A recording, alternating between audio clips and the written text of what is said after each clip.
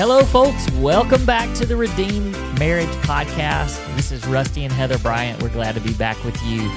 Guys, we've just wrapped up a very monumental week in our lives, and we got our oldest son married.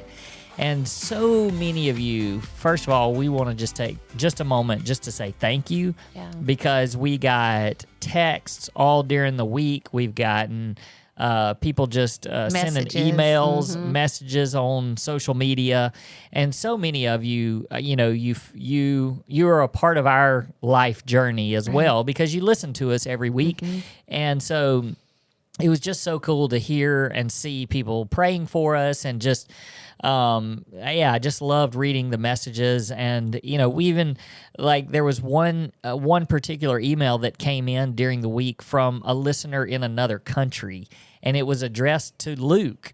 And I just thought it was so cool. Yeah. And so I actually read it to Luke, and for him to just be able to see that people literally all over the world were thinking about him and praying for him.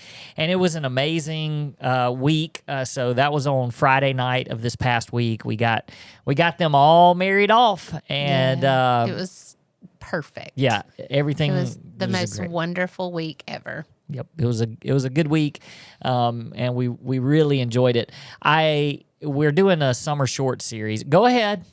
Summer short, do do do do do do. Summer shorts, do do do do do. Summer shorts, do do do do do. Summer shorts. Yay! It was really funny. We were at lunch today because all of our soccer player guys, all of the Bria players have come into town. They moved in this past week too, so add to the chaos, right? But we took them to lunch after church today, and Heather was like, "Hey, do y'all know the tune to this song?" And she started singing Summer Shorts, and they were all like, "Oh yeah, Baby Shark, Baby Shark." I was like, "Okay, it's still relevant." Yeah, it's still relevant. So, so today, what we actually got a question about the wedding that came in sometime after the wedding, and so we are doing a summer shorts, but we thought we could kind of wrap it into the whole wedding week thing. Right. But it's a question that came in about the wedding, so I'll let you read it if you want to. And what's so neat about it is we typically don't get a question and then immediately answer it. We take some time to think about it and to pray about which questions we want to answer. But this one was just so obvious because it came in at this time, and it's fresh on our minds and fresh on our hearts. So I thought we could go ahead and address it. So this is what the message said. I was in attendance at your son and daughter-in-law's wedding tonight. The part about marriage being a covenant really caught my attention because I was not raised being taught that. I have always viewed it as a contract. I wondered if you could talk a little bit more about the importance of that on your podcast. Yeah, so I actually had the honor of performing the wedding. So I was the officiant at the wedding. And one of the things, if you were in attendance or anybody that, if you got to hear any of it, then you probably were able to hear a lot of stuff that we talk about on a regular basis, just weaved into the message, which was really cool for me because I haven't done a wedding. It's not like I just go around and do weddings. Right. However, I do think it's a cool thing. And if any of you out there need to get married, I would love. No, it was super fun. But I think the greatest thing for me was being, not only because it was my kid, but really being able to put into words so many things that we have been teaching over the last few years. And so it's been several years since I've done a wedding, and it's definitely been after we started doing our marriage ministry stuff. And so maybe we'll just make that a part of the Redeemed Marriage too. You did have two more people after the wedding tell you that they wanted you to do their wedding, and you were like, okay. They did. I'm like, sign me up. I'm there. That's right. That's right. I actually had somebody else tell me, I think it was somebody in the wedding party, and they had recently heard their own father do their sister's wedding. Yeah. And he was like, yours was way better. Maybe you could do mine. Sorry if you're listening. Yeah. No, I don't think so. But anyway, I just thought that was funny.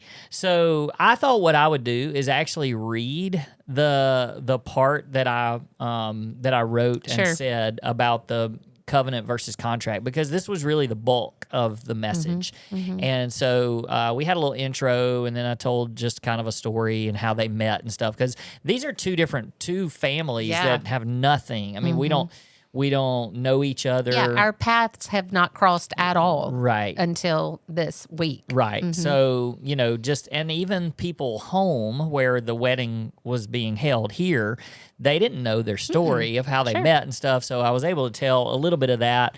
And then it really just moved straight into this marriage covenant versus contract. So this is basically what I said. I'll have to I think I called their names several times, so maybe I'll leave that part of it out. But basically, here's what I said. Marriage is not a contract. Marriage is a covenant. And that's really important because we live in a world that understands contracts but doesn't always understand covenant. A contract is an agreement between two people, and it's built on terms. It says, I'll do my part as long as you do yours. And in a lot of ways, contracts are built on a level of mistrust. They anticipate what could go wrong, and they protect each other just in case. So a contract says, if you do this, then I will do that. And if those conditions aren't met, the contract can be broken. But a covenant is really different. A covenant is not built on conditions. It's built on commitment. It says if. It doesn't say if. Yeah. It says even if. I'm glad I didn't do that during the for wedding. real. That would have been bad. It doesn't say if. It says even if. Even if things get hard, even if you're not at your best, even if life doesn't go the way we planned, I'm still here. I'm not going anywhere. And that kind of covenant is not something that we came up with. It's something that we see all throughout Scripture. God made a covenant with his people, not based on their perfection, but based on his faithfulness. Over and over again, even when people failed, even when they walked away, even when they got it wrong, God stayed. And your marriage is meant to reflect that kind of love. Not a love that says, I'm here as long as everything works out, but a love that says, I'm here even when it doesn't. And that's what you're stepping into today. Not a conditional agreement, but a lifelong covenant. Because the strength of your marriage will not be found in how perfect it is, but in your commitment to stay, to sacrifice, to serve, and to love, even if. Yeah, it's a good word. So that was the message about covenant versus contract. I put that in there about how the world really understands contract because everything has a contract nowadays. And it's because, like I said, it's based on mistrust. And so, it's almost an anticipation of what could go wrong. And you sign a contract with somebody because you're anticipating you could do this, and if you do, then I can break the contract, or you have to do this for me because you did this or didn't do this. Yeah. And so it's really just anticipating that I can't trust you, so we need to put something in writing. Well, and I think about even like college football coaches. Like they do a contract, as they come in, like this is how much we'll pay you if you do this job.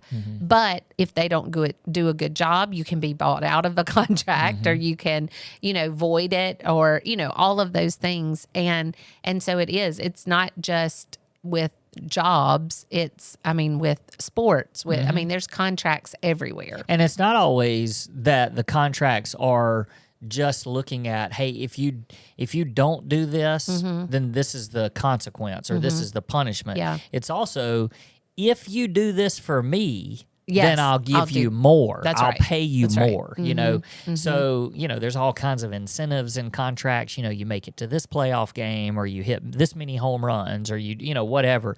Then you get bonus contracts. You get extra. Yeah. And so, but it's just, I don't really trust that you're going to show up for me. And so I'm going to pay you. But if you show up and if you really show up, then I'll pay you even more. Yep. And it's just I think that people go into marriages and they just assume that that's the way it is, because that's the way our culture is. Well, I mean, just like that question, I've always looked at it as a contract.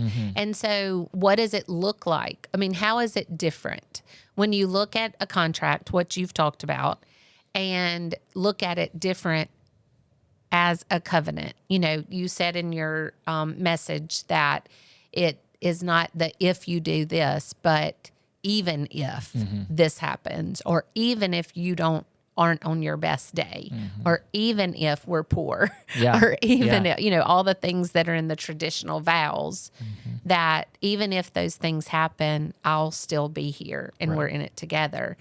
And it's not just a covenant with each other, but it's a covenant before God, that I think is such a huge aspect of it. You know, when I confessed to infidelity, I first broke a covenant with the Lord. Like, that was what came first. And because I broke that covenant, then it trickled down into it hurt you, and a covenant was broken with us, and then family. I mean, you know, I hear oftentimes you don't sin in a vacuum. It affects generations. It affects lots of people. If those things are not mended, or if they're not fixed, or if they're not redeemed, I should say. And so God's not bigger. I mean, he's bigger than that. I'm not saying that those things are bigger than God's power. He can absolutely fix and redeem things. But I just think that so many times, even when you think, oh yeah, it's a covenant between us, it's a covenant between you and the Lord as well. Yeah, and covenant is what we see all throughout Scripture, and that's why I put that in there, because it's kind of like, well, I don't really understand what covenant is. And basically what I said in the wedding is that the example of that is that God, we are his creation. We are his perfect creation that he created perfectly. We are the ones that messed it up and brought sin into the world. And so from that, in order for him, I mean, you know, his covenant is, these are my people no matter what. Because all along the way, I mean, it was just, you could go back and read it, and over and time again, they kept failing. They kept turning their backs on God. They kept worshiping idols. They kept all of the things, and he was still there for them. It wasn't like, well, you've messed this up. It wasn't conditional. You're not my people anymore, you know. I love what you said about how when we sin, it's not in a vacuum, that it affects so many people.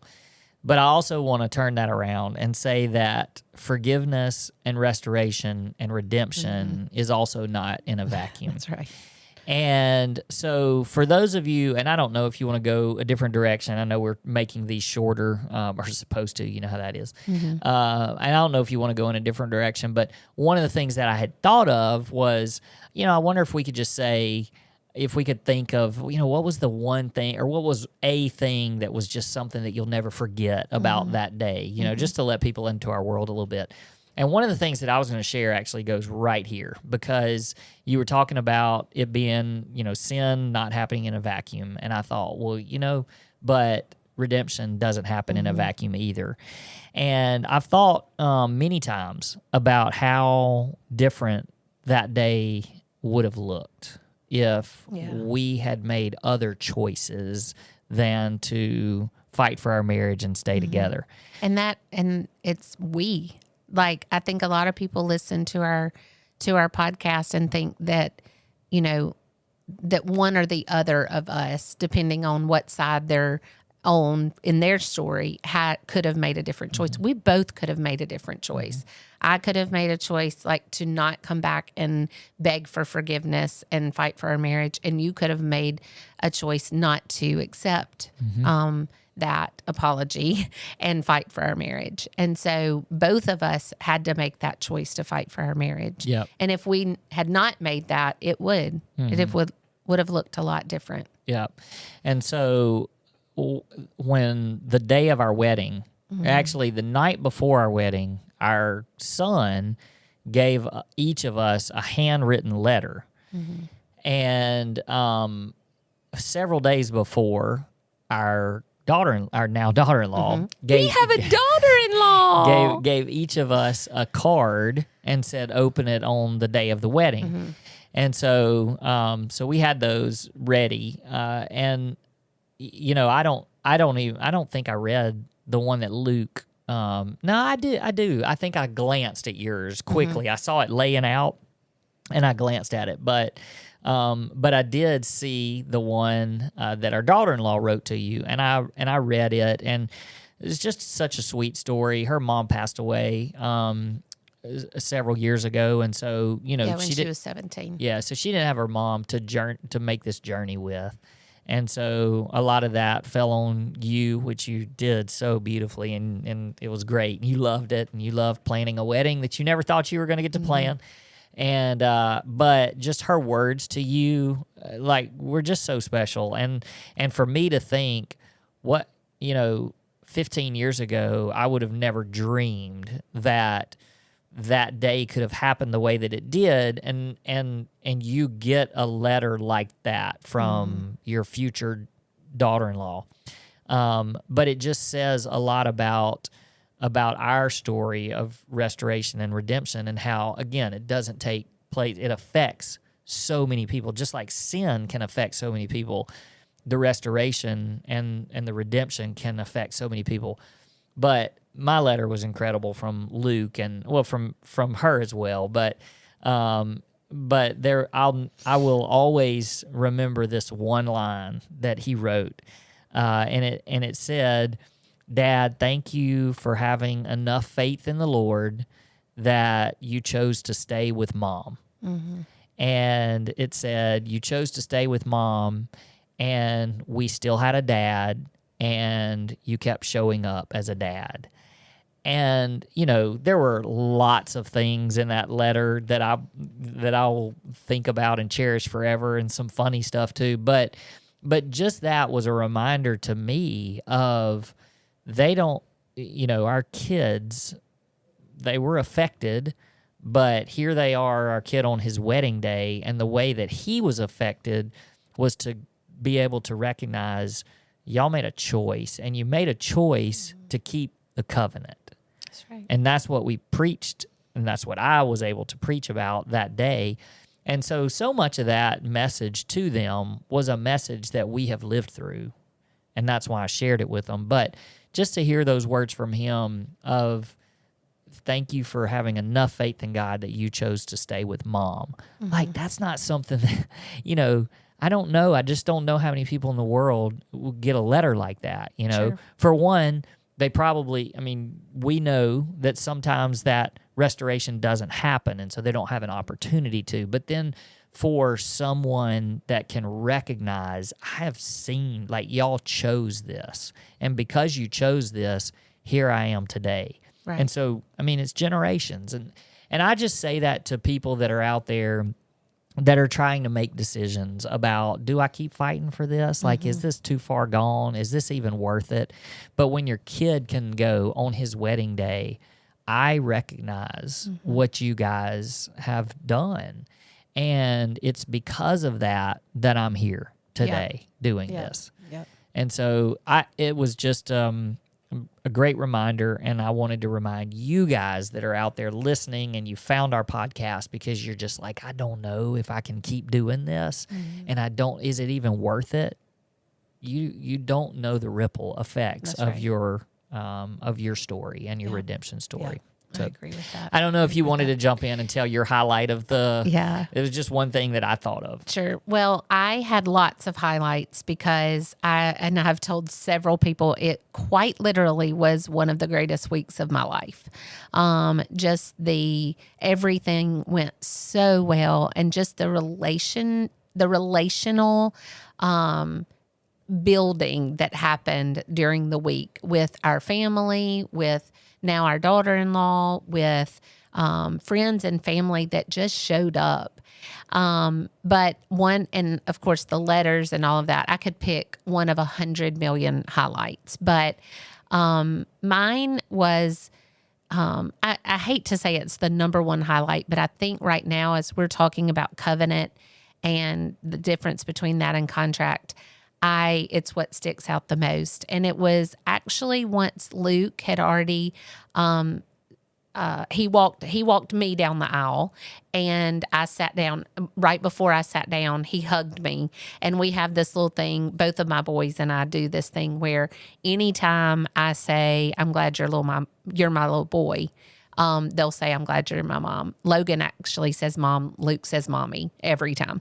And I said, "Hey, I'm so glad you're my little boy." And, he was like, "I'm glad you're my mommy." And then he walked to be with you and Logan. And I sat down, and I had to sit by myself because all three of y'all were up on stage, where normally, the dad sits by the wife, Right. but I was by myself. And which I thought was also very interesting because her dad was by himself. Mm-hmm. And anyway, with that being said, once I sat down, I could just kind of feel as y'all walked up and you started talking about the difference between covenant and contract. I actually felt a spiritual battle going on in me. And I know because of the things I've been taught and because that I know what to do in taking things captive, it was exceedingly short-lived, and I was able to just nip it. But it was the first time, of course, we were sitting in the chapel of the church that I grew up in, so that was part of it. And then also just the people who were there. There were a lot of people that I thought, who is he to be standing up and talking about the difference between covenant and contract when his own wife couldn't even keep their covenant. Mm-hmm. And there was a little bit of that in me, defensive of, y'all don't think that about him. He deserves to be up there. He never, broke his contract covenant, and it was just me. And then I was like, you know what? This isn't about how dare he be up there saying these words when his own wife couldn't keep her covenant. It was, look at God. Mm-hmm. Like, look what God did, and look how big he is even in this. And so, like I said, it was very short-lived. It was 2 to 3 minutes of me just battling in my head and my heart of, the enemy's not going to win this day. He's not going to win this moment. And so I was able to push that away, but I was only able to push it away because I remembered how big my God is and how faithful he is and how redemptive he is, and that he covered on the cross. Covenant, that's what that is. And he made a covenant with us that he would always love us and forgive us and forgave us for our sins. And so I was able to take that and apply it and be like, God, I want you to have all the glory from this day. So I'm not giving any more thoughts to that the enemy is trying to steal and kill and destroy my happiness in this moment. And so I was right back on track and was able to just be overwhelmed with hope of not only because look at what's up on that stage and how amazing God is with his blessings on our family, but also the many, many, many, many people that we do coaching with and that come to retreats and come to intensives and listen to our podcast, that he's big enough for that as well. And so as you were saying, like, do we keep fighting? Do I keep stepping forward? And the answer is yes. You keep fighting for your marriage and keeping your covenant that you made between your spouse and, of course, with the Lord, and not viewing it as a contract anymore. Well, our choices led us to be able to stand there that day and actually preach that message. That's right. Because we could have, I would have never been able to say those words. That's right. And I think that because of that, maybe in a weird sort of way, we're more qualified to preach that message than anybody, because we're supposed to be a reflection and a representation of the relationship between God and his people. And, do I wish that our covenant had not been broken in the way that it did? Of course. Sure. And like those people that are that picture of just this is what a covenant is, and they all have problems and mistrust and betrayal and things that may not be as big and as monumental and as big as consequences as what we did. But I do think, that's the whole story of the Bible. It's covenant was broken, God stayed and restored the covenant to his people. And that's the story of our marriage, you know. Covenant was broken, but it was a choice. It was a choice for you to return, and it was also a choice for me to stay. And I just think it's a perfect picture of the gospel. And so, what better people to preach that than two really broken people that were able to live that out in real life. And so hopefully it honored God, and hopefully it honored Luke and Kamryn. So hey, thank you guys for listening today and for being a part of our journey and just for helping us in so many ways. I mean, so many of you stepped up in ways, even like behind the scenes, like giving them the day and even into this week, like just something that they'll never forget. And it's because of generosity of people that are out there listening to us that have stepped up and said, hey, how can we be a part of this? So we're very grateful. All right, we'll see you guys next time. Thanks for listening. Peace. Hope for your heart, healing for your home, the Redeemer.